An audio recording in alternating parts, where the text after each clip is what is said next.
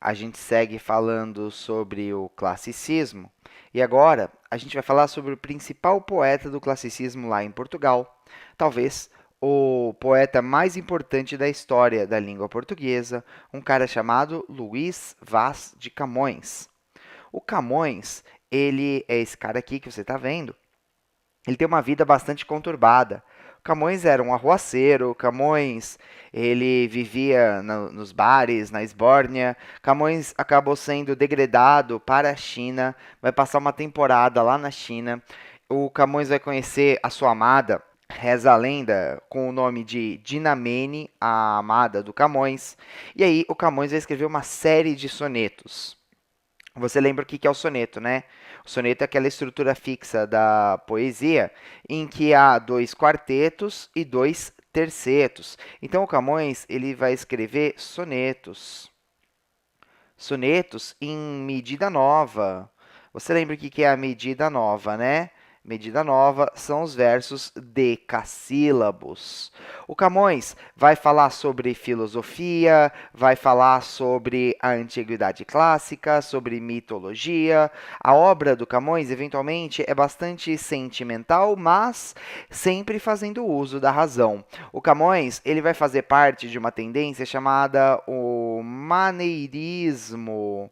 O maneirismo, que mistura ideias do classicismo, antecipando tendências da estética do barroco.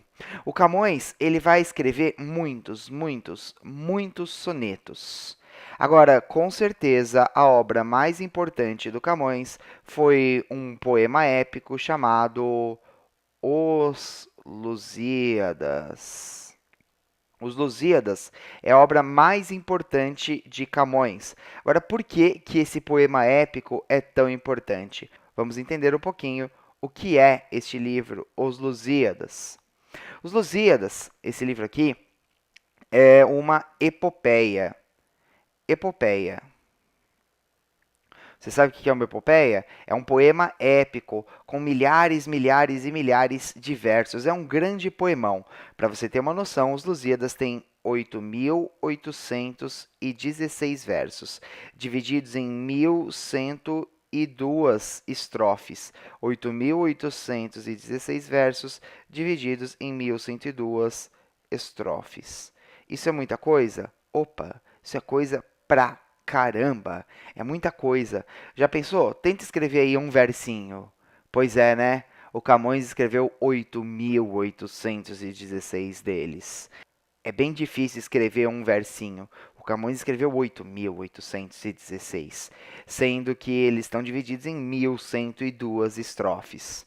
Nos Lusíadas, todos os versos são decassílabos. Se lembra o que é um verso decassílabo? Verso decassílabo é aquele verso com 10 sílabas poéticas.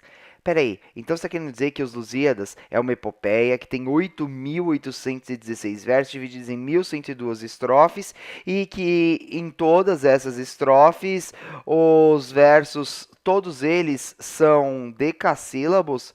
É isso mesmo? Sim, exatamente isso. Mas não para por aí.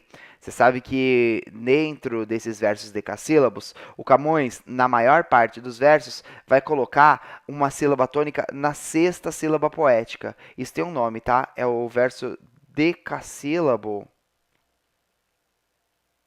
heróico. Quando há uma sílaba tônica na sexta sílaba.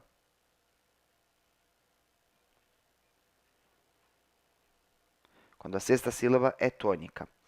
O Camões, neste livro, nessa epopeia, vai narrar uma viagem dos portugueses de Portugal para as Índias. É a viagem de Vasco da Gama.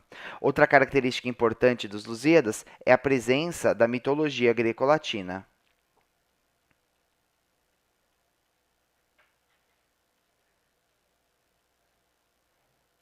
E a imitação das grandes epopeias, a imitação das grandes obras. Os Lusíadas vai imitar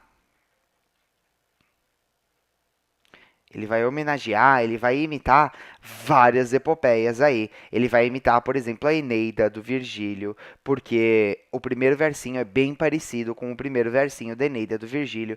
Esse conceito de imitação é um conceito largamente utilizado no período do Renascimento, porque há uma grande valorização dos clássicos.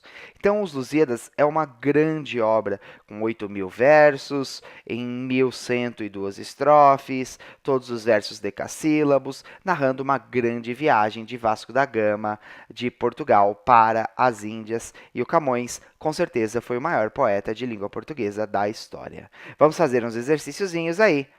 Força, força e força. Vamos lá.